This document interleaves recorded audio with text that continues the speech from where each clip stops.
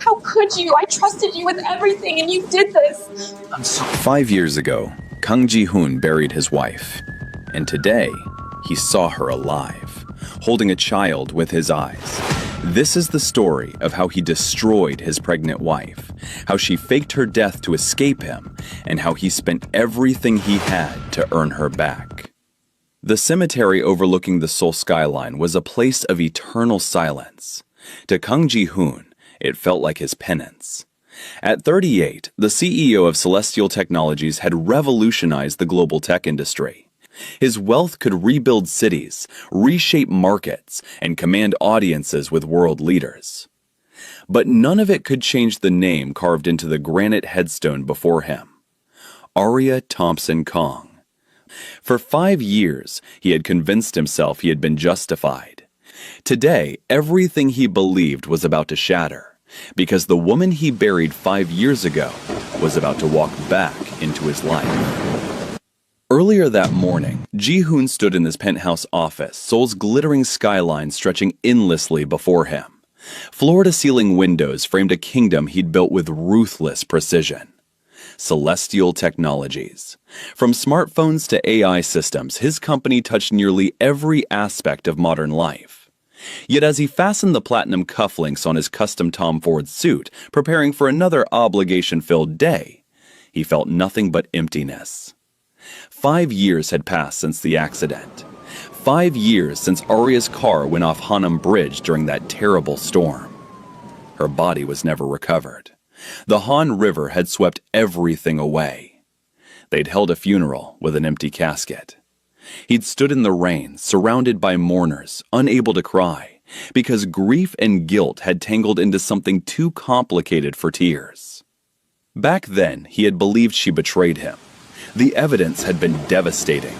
Corporate espionage, leaked prototypes showing up in competitors' hands, financial transfers to offshore accounts, photographs of Arya meeting with his biggest rival. And through it all, his trusted advisor, Min So-yeon, had guided him toward the truth with perfect, poisonous precision. So-yeon had been his mentor's daughter, practically family. When she approached him with trembling hands and tearful eyes, presenting evidence of Arya's alleged betrayal, he had believed her without question. She'd played her role flawlessly. Document after document, photograph after photograph, building an airtight case that his wife of 2 years, the beautiful, brilliant black American woman who'd captivated him at a tech conference in Silicon Valley, had married him for access to corporate secrets. Under pressure from his family, who had never fully accepted Arya, and consumed by his own paranoid fear of being used, he'd confronted her. He still remembered that night with crystalline, torturous clarity. The penthouse. Thunder shaking the windows, rain hammering the glass, documents scattered across the marble floor.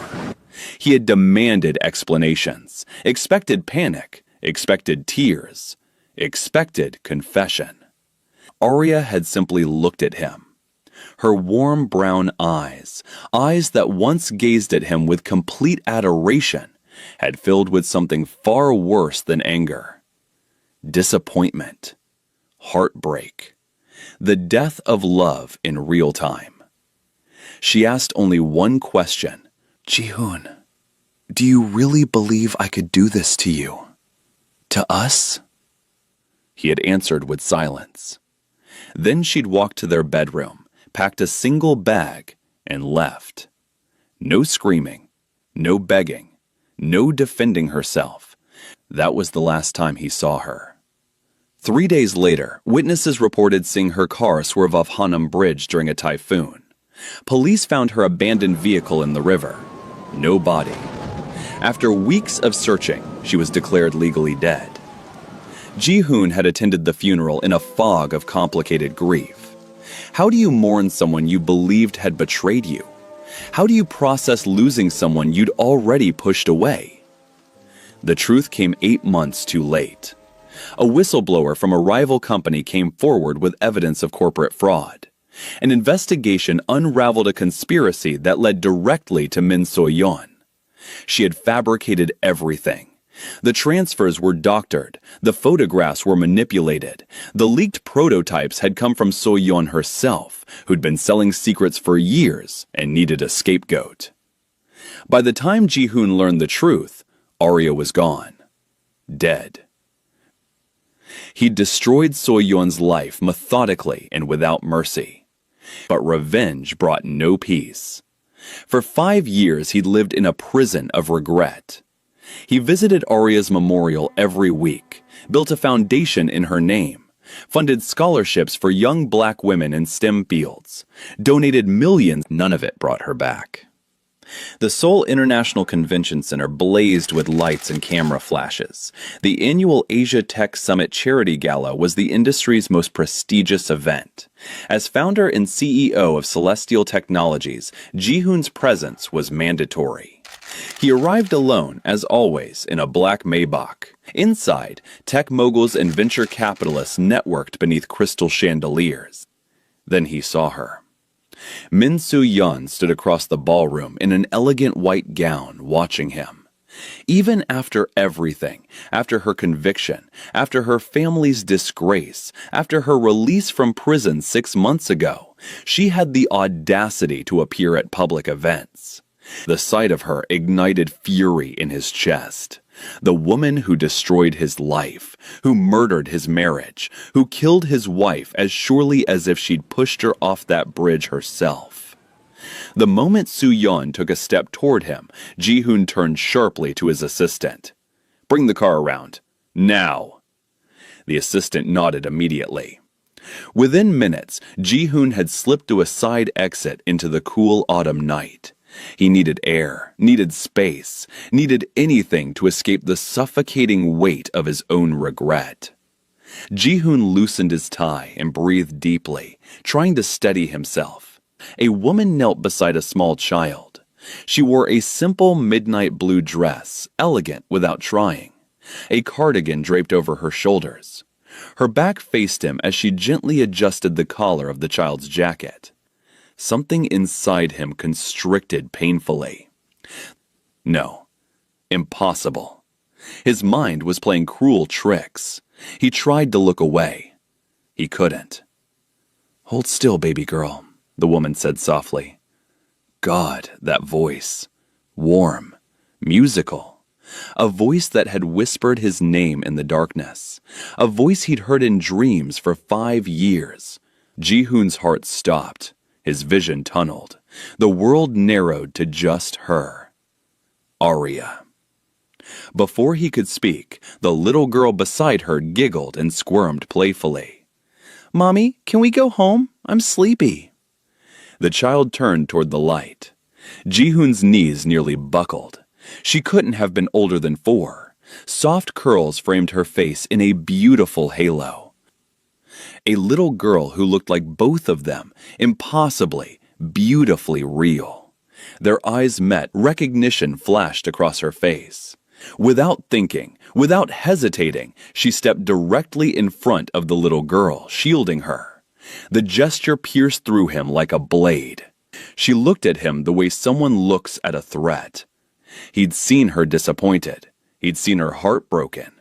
But he had never seen her afraid of him. He raised his hand instinctively, a gesture meant to show he meant no harm. She scooped the little girl into her arms. A modest gray Honda pulled up. Arya secured the child into a car seat with practice speed and jumped behind the wheel. Ji-hoon ran until his lungs burned. His mind couldn't process what his eyes had seen. Arya. Not dead, not drowned, not buried. Alive. And she had his daughter. For 5 years he'd mourned a ghost. For 5 years he'd visited an empty grave. For 5 years she'd been alive. "Chairman Kang, sir, what happened? Are you all right?" He stood frozen on that sidewalk, staring at nothing, seeing everything. "She's alive." Inside the backseat of his Maybach, silence pressed against him like deep water. "Drive." "Sir, where should I—" "Anywhere. Just drive." The chauffeur obeyed without question. Seoul's neon-lit streets blurred past the windows. Ji-hoon closed his eyes, but that made it worse. All he could see was her face, alive, terrified, running from him, and the little girl. God, the little girl. His mind began calculating automatically.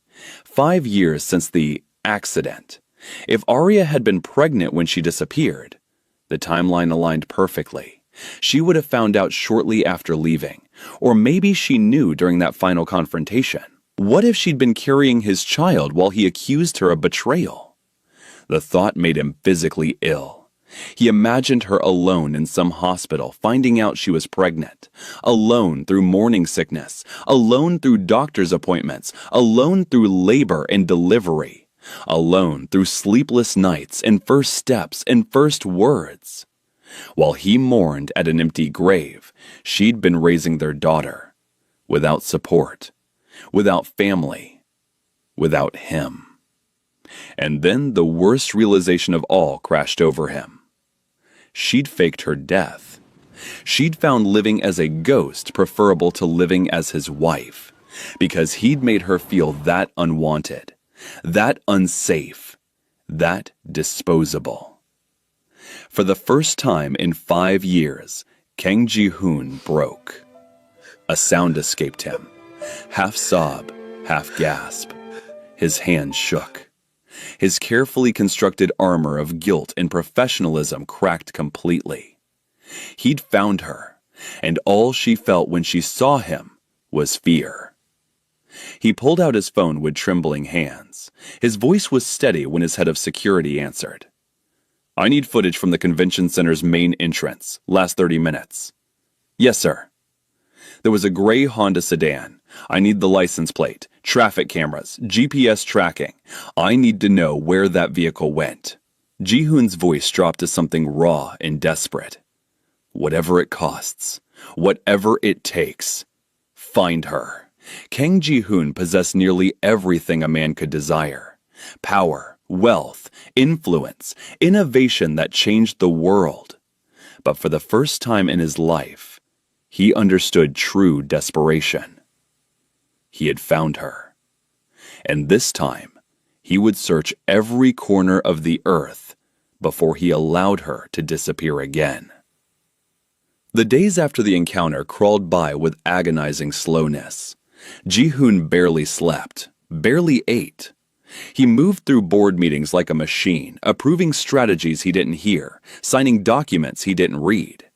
His mind existed elsewhere entirely. Finally, 1 week later, his head of security entered his office with a sealed envelope. The man's expression was carefully neutral. "We found her, sir."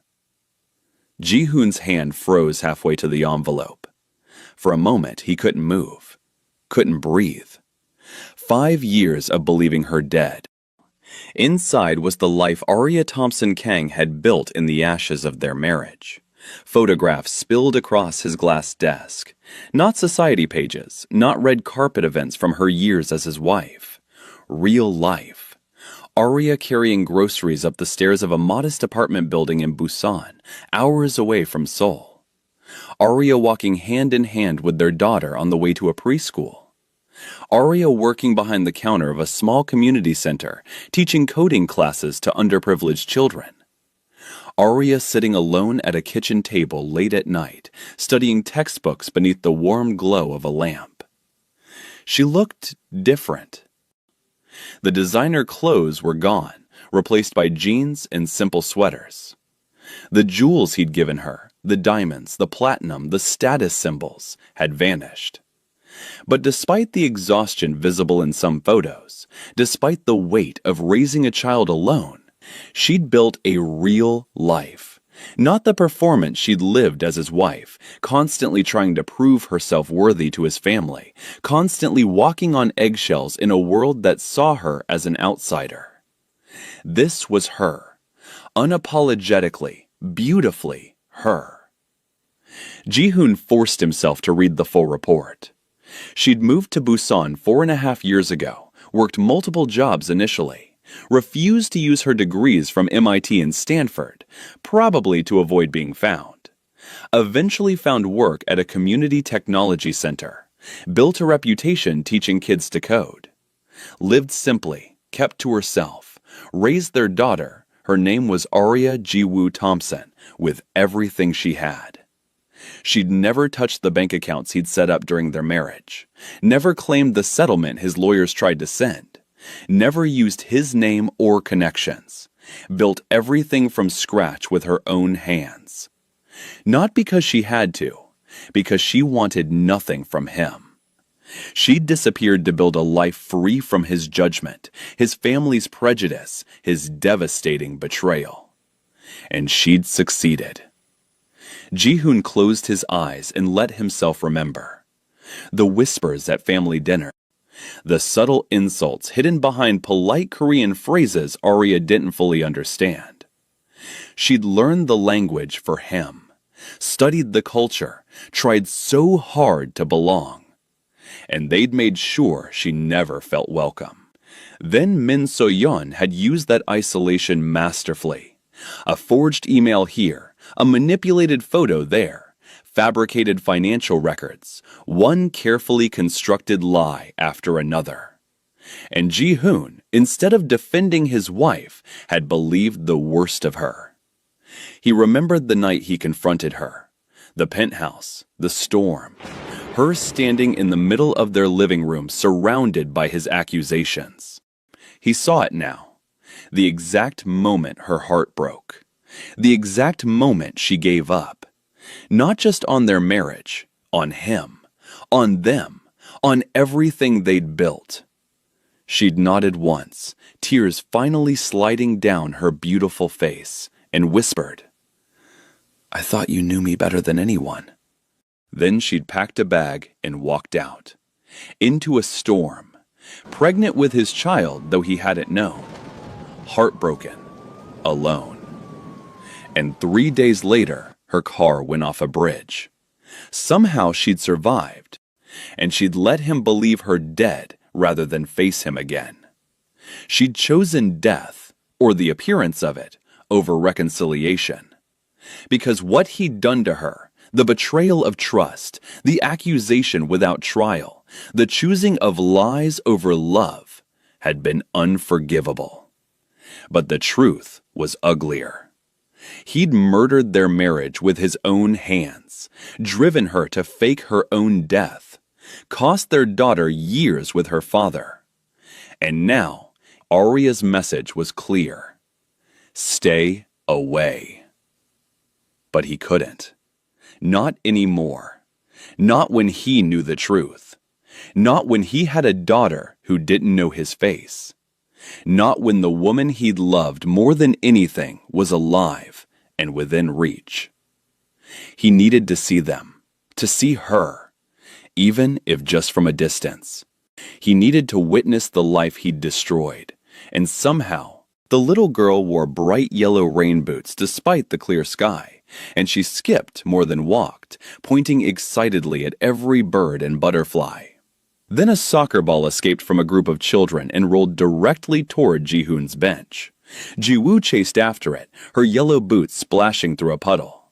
She stopped a few feet away, noticing the stranger. Ji-hoon bent slowly and picked up the ball. For one eternal moment, father and daughter stared at each other. Up close, the resemblance stole his breath. She had Aria's warm brown skin, her beautiful curls, her bright smile, but her eyes, a perfect blend of both of them. He held out the ball with a trembling hand. "Here you go."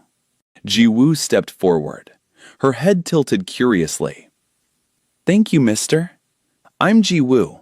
I'm 4. She held up 4 fingers proudly. 4? Ji-hoon managed. "That's very grown up. Mommy says I'm her big girl." Then she smiled, revealing a dimple in her left cheek. "Do you like soccer?" "I'm learning." "I used to play when I was young." "Really? Were you good?" "I was okay." Looking into eyes that mirrored his own, feeling the warmth of her presence, reality hit him with devastating force. This bright, joyful, perfect little girl was his daughter. And she had no idea who he was. Maybe you could teach me. Ji-woo! Arya's voice cut through the park like a whip. Ji-hoon looked up. Arya was running toward them, her book abandoned on the grass. Fear, the same terror from the gala, filled her face. She reached them and immediately pulled Ji-woo behind her, placing her body between the child and Ji-hoon. "Don't you dare!" she hissed. Her voice shook with barely controlled panic. "I know exactly what you're doing." Her eyes blazed. "Following us, watching us. Stay away from my daughter." "Our daughter," he said quietly. The words hung in the air like a grenade. Arya's expression shifted from fear to fury. "You have no rights," she said, voice low and dangerous. "You lost all rights 5 years ago. Don't say my name. Don't follow us. Don't come near us again." "Come on, baby. We're leaving." "But I want to play more." "We'll go get ice cream instead. Come on." Without another glance, Arya took Ji-woo's hand and led her quickly toward the parking lot. Ji-hoon remained where he stood, but as they left, Ji-woo dropped something. A small stuffed animal, a rabbit wearing a tiny backpack. Ji-hoon stared at it. His mind immediately went to the worst place. DNA confirmation. The thought made him sick. There were a few strands of hair caught on the Velcro of the backpack. Ji-hoon bypassed all standard channels. He requested the highest level of privacy. And then he waited. 2 days felt like 2 years. He sat in his penthouse office, unable to work, unable to think, unable to do anything but wait. His tablet finally vibrated with an encrypted notification. The results had arrived. His hand shook as he opened the file. His eyes skipped past medical terminology, genetic markers, probability calculations, straight to the conclusion. Probability of paternity, 99.99%. Ji-hoon couldn't move, couldn't breathe, couldn't think. He'd known, of course he'd known, but seeing it confirmed, seeing it in clinical scientific language, made it undeniably, irrevocably real. Ji-woo was his daughter, the little girl who loved soccer, the little girl with his eyes and Arya's smile, the little girl who'd lived 4 years without knowing her father. His daughter. He imagined Arya receiving the pregnancy news alone, deciding to fake her death alone, giving birth alone, holding their daughter for the first time with no one beside her. First words, first steps, first days of school, everything, all of it, alone. He'd destroyed the woman he loved, stolen years from his daughter. And now, even though they were alive, even though they were within reach, they wanted nothing to do with him. Because he'd earned nothing, deserved nothing. And the worst part, the part that made him want to scream, because what kind of man accuses his pregnant wife of betrayal? What kind of man chooses lies over love? What kind of man drives the mother of his child to fake her own death? After 1 week of desperate hope, after 2 days of agonizing waiting, "Sir, I thought you should know. Miss Thompson visited the Pusan Port International Terminal this afternoon." Ji-hoon's blood turned to ice. "What do you mean?" "She booked 2 tickets on a cargo passenger ship. Destination, Los Angeles. According to our sources, she's also been in contact with a school district in California and a moving company." "When?" Ji-hoon managed. "The ship departs in 3 days, sir. And Chairman," the man hesitated. "She's been liquidating assets, closed her bank account, gave notice at her job. According to surveillance, she's packing the apartment now." Ji-hoon couldn't speak, couldn't process. His phone slipped from his hand and clattered onto the desk. For several long moments, he sat completely still. 3 days. She was leaving in 3 days. Not just Pusan, not just Korea, the country entirely. Back to America, where she'd have family, support, lawyers. Where he'd have no access, no leverage, no chance. If she boarded that ship, if she took Ji-woo to America, he would lose them. Not temporarily, forever. For years, he'd protected his empire above all else. Today, he chose his daughter. Today, he chose his wife. Today, he chose the life he should have fought for 5 years ago. His driver stood waiting beside the company car. "Sir, where—" "Keys," Ji-hoon said. The driver handed them over immediately. Moments later, Ji-hoon was behind the wheel, weaving through Seoul traffic with reckless urgency. The 2-hour drive to Busan felt infinite. Every minute lost felt like another step closer to losing them forever. His phone rang continuously. The board, investors, his mother. He ignored them all. Nothing mattered. Nothing except reaching her. Finally, after the longest drive of his life, he turned onto the familiar street in Busan. His heart stopped. A taxi sat outside Arya's apartment building. The trunk was open. 2 large suitcases had already been loaded, and standing beside the car, holding Ji-woo's hand, was Arya. She wore jeans and one of her simple sweaters, her hair pulled back, no makeup. She looked beautiful and terrified and determined. Ji-hoon slammed on the brakes. He barely remembered to put the car in park before jumping out. "Arya!" She turned. The moment she saw him, her face shifted through several emotions. Shock, recognition, fear. She looked at Ji-woo, then at the taxi, then back at him. He saw her calculating escape routes. "Please," he called out, closing the distance between them. "Please don't leave." "How did I—" "I'm begging you, Arya, don't get on that ship." Her eyes filled with tears. "You don't get to do this. You don't get to show up and—" "I know," he interrupted. "I know I don't have the right. I know I destroyed everything. I know I don't deserve even this conversation. But please, please don't take her away before I even have the chance to know her." "You had a chance, Ji-hoon. You had a wife who loved you more than anything, and you threw her away. I know. You believed I could betray you, after everything, after I gave up my career, my country, my language, my entire life to be with you. You believed I was capable of that. Do you know what it was like? Standing in our home while the man I loved looked at me like I was a stranger, like I was some corporate spy. Arya, I was pregnant, Ji-hoon." The words came out in a rush. "When you accused me, when you chose her lies over my truth, when you looked at me like I was worthless, I was carrying your child." "I found out 2 days after I left," she continued, tears streaming down her face. "I was alone in a clinic.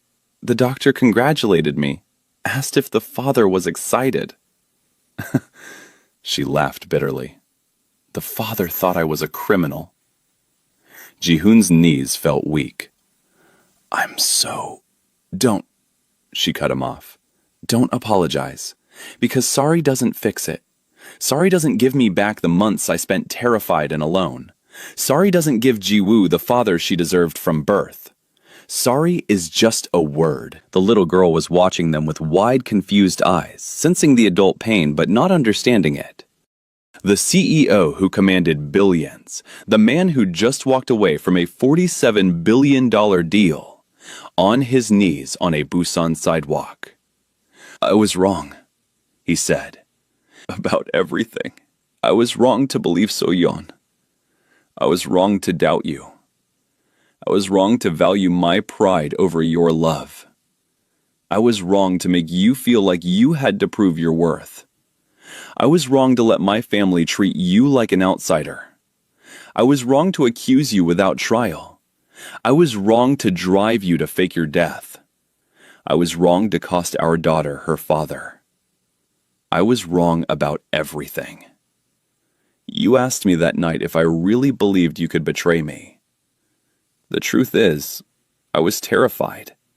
Terrified that someone like you, brilliant, beautiful, kind, could actually love someone like me. Terrified it was too good to be true. And when So-yeon gave me an excuse to believe the worst, I took it. Because being betrayed felt safer than being vulnerable. I chose fear over faith. I chose pride over trust. I'm not asking you to forgive me. I don't deserve that. Maybe not today, maybe not ever, but please don't take her away from me before I even have the chance to know her. Before I can tell her I'm sorry. Before I can try to be the father she deserves." He finally looked up at Ji-woo. The little girl stared at him with curious, concerned eyes. "I've missed 4 years. 4 years of scraped knees and first words and learning to walk. I can't get that back. But please, please don't make me miss the rest of her life." Arya stood frozen. Everything inside her screamed to run, to protect herself, to protect Ji-woo, to get in that taxi and never look back, because she remembered what trusting him cost her. She remembered the pain of loving someone who could so easily believe the worst of her. Then a small voice broke the silence. "Mommy, why is the man crying?" "Because he's sad, baby." "Why is he sad?" Arya's voice caught. "Because he lost something very important." "Don't cry, mister. It's okay." "When I'm sad, my mommy hugs me. Do you need a hug?" "I don't deserve your kindness," he whispered in Korean. Ji-woo didn't understand all the words, but she understood emotion. She wrapped her small arms around his neck in an impulsive, innocent hug. Ji-hoon closed his eyes and carefully, reverently, returned the embrace. He held his daughter, felt the warmth of her small body, and wept. Arya watched, tears streaming down her own face. For 4 years, she'd convinced herself she was protecting Ji-woo. But watching her daughter's instinctive compassion, watching Ji-hoon's broken redemption, she wondered if she'd been protecting herself instead. Slowly, she turned toward the taxi driver. "I'm sorry. We won't be going to the port." Ji-hoon's head snapped up. "We're not going back to your old life. Do you understand me? I will never again live in that penthouse. I will never again subject myself or my daughter to people who see us as less than. I will never again be the wife on display to prove you're progressive or international or whatever it was I was supposed to represent." "Never," he agreed immediately.